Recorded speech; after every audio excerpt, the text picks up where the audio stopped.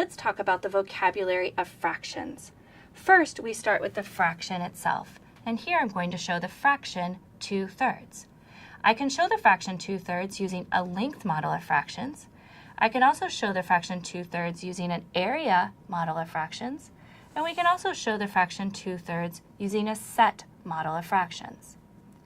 Now, when we think about our fraction has a numerator and a denominator. The numerator tells us how many parts are in the fraction that we're talking about. So for an example, this fraction 2/3, we have 2 parts. And the denominator tells me how many equal parts this whole can be divided into.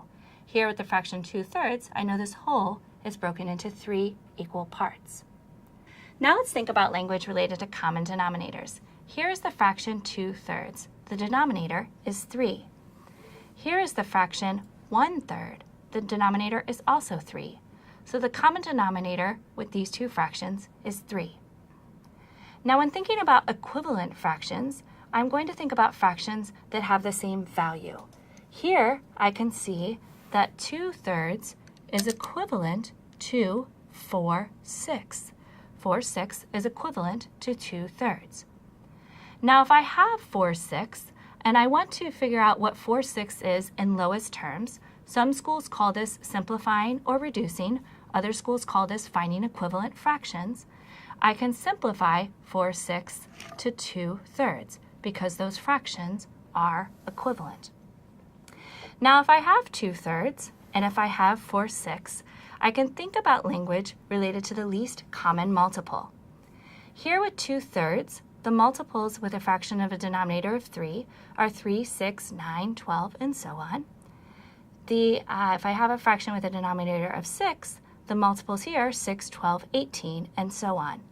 The least common multiple shared by both of these fractions is 6, and that's going to help us with language related to common denominators. Now I can also think about greatest common factors to help me with the reducing or the simplification or the finding equivalent fractions of fractions. Here, the greatest common factor of a fraction with a denominator of 3 and a fraction with a denominator of 6 is 3. So that means that I can simplify 4/6 to 2/3. Now also with fractions, we have language related to proper fractions. A proper fraction is a fraction that is less than 1. But we also have fractions that are greater than 1. Some schools call these improper fractions. So for example, 4/3 is an improper fraction or a fraction that is greater than 1. 4/3 is equivalent to 1 and 1/3.